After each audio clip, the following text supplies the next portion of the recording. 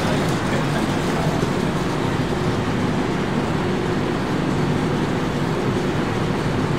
Just blow the steam right over it up. You don't have to do this as long as your ends are turned up. There's a certain number of each veg. I can tell you like appropriate amount. Yeah. You have the appropriate amount of veg on there. So it shouldn't be a big pile. It shouldn't be. It should be about half the amount. Size-wise, it should look like half the size of your protein on the veg. Beans, we did these already, right? There's a bunch of those there. We can pick through those. Cut them all the same. Tips out. If you want to keep the tips on, that's fine. If they're nice. If they're not, then cut them off. Same size.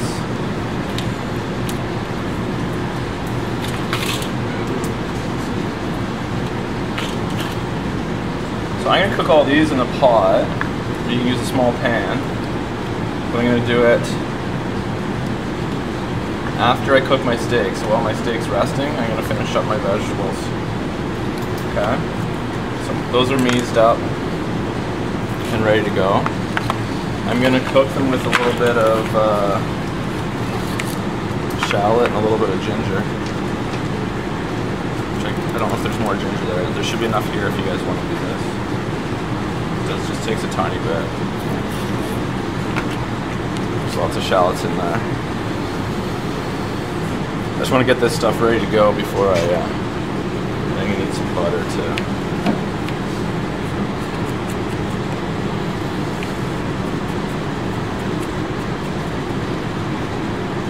So I have shallot, diced up, ginger, sort of minced, diced up. It smells delicious. Smell that?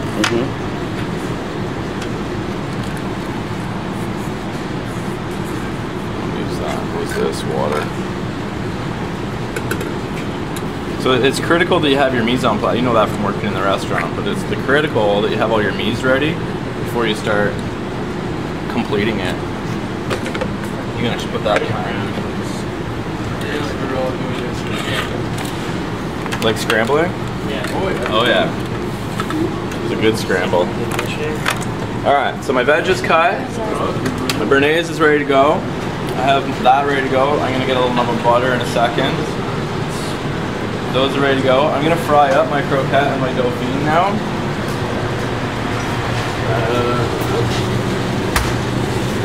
Deep fryer on, ready to go. My steak is gonna come up to room temp. Alright, so I'm gonna get a better sear or a better grill off this. I was gonna talk about grilling. What's up? If those are not like kind of sheet, You can re-go, yeah, you can re-go at it. If the steak is cold when you put it on the grill, what do you think is gonna happen? What's that? It's cold. It's still gonna be cold. It just doesn't cook evenly, it doesn't cook great. It can be, yeah. Just bring it up to room temp a little bit instead of right out of the fridge and onto the grill. You're gonna get a better, it's gonna cook more evenly. And you're more likely to be able to get better browning on the outside when you're doing it on the grill. So we're talking about hash marks, grill marks. A proper steak doesn't have grill marks on it.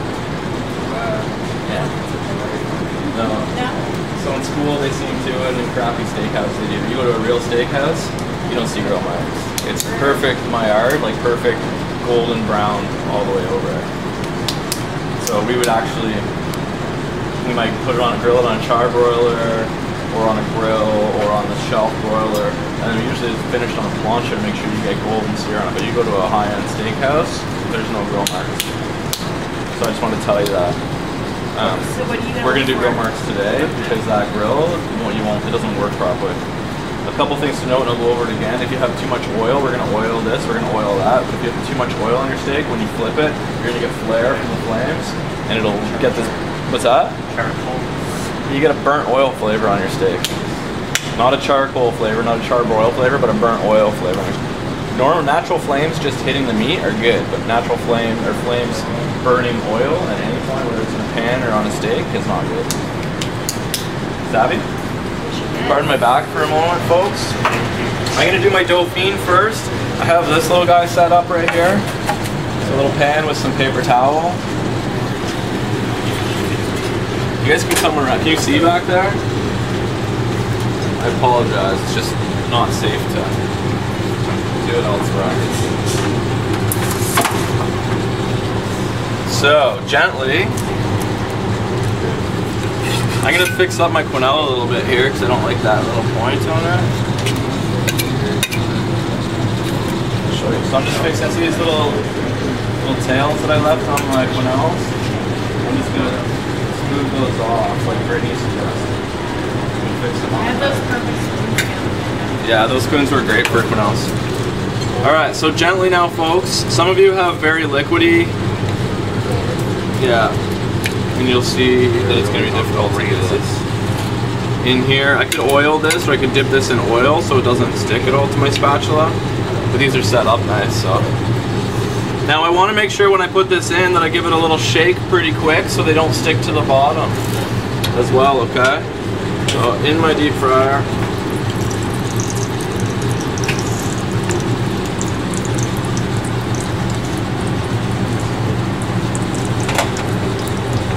Tiny shake, not a rough one.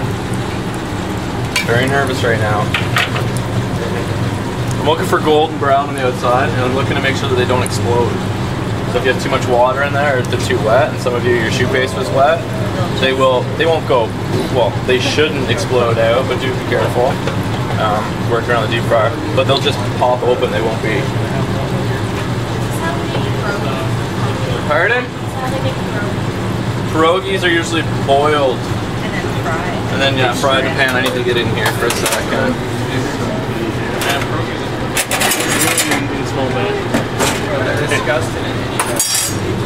I can't eat a lot of them. So just giving a light shake here, folks. They're kind of floating around a bit. Watch this handle, too. Be careful, this handle breaks off. Like, it's not broken, but it's a breakaway handle. Like, it comes forward. So some of you might go to dump your basket like this and it's going to fold on you. So don't do that. So a light shake. Take my little slotted metal spoon here. Gentle stir, move them away a bit. It'd be nice if we had a light in here, but.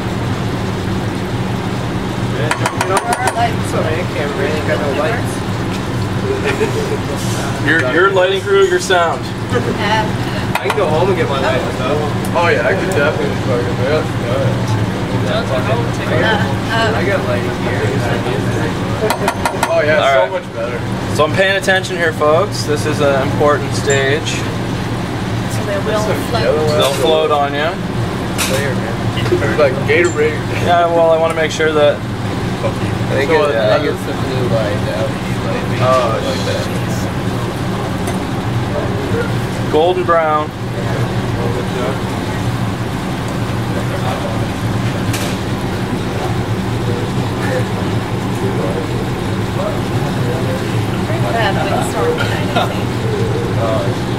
Oh, we're coming. So you want the color to just be a little. I want golden brown. Yeah. Like that. Y'all see that? Yeah.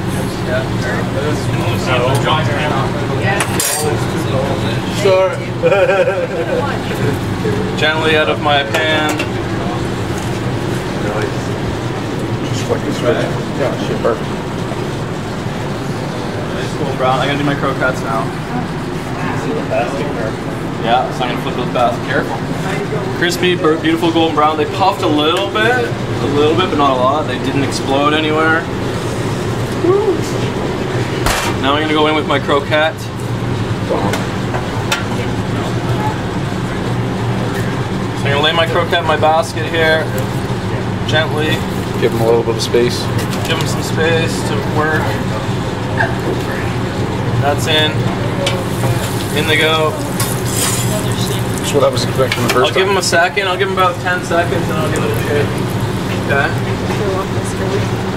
I'm gonna give it about 10 seconds, folks, then I'll give it a shake. If you want, you could use parchment paper so it's stamped to the bottom.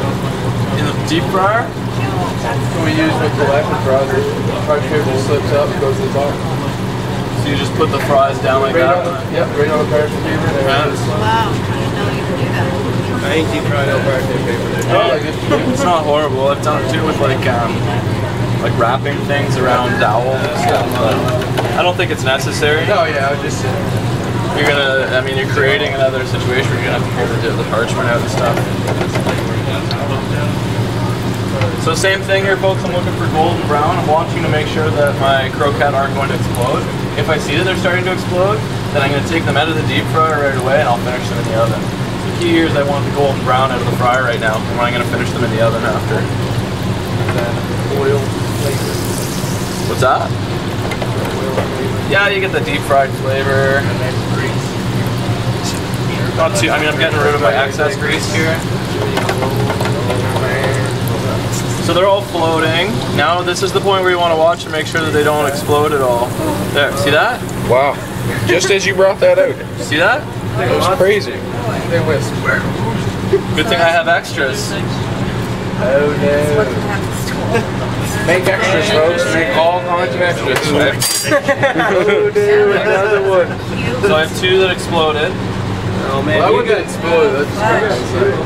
That's, for some reason, a little bit too much moisture in my mix, or maybe I just went a little bit too long.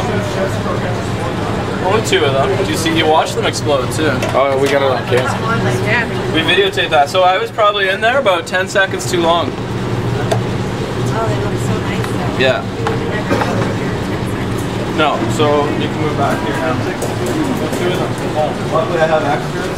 1, 2, 3, 4, 5. Good. So 2 of them pop a little bit. You should take them out about 10 seconds. So I want just a nice golden brown crust.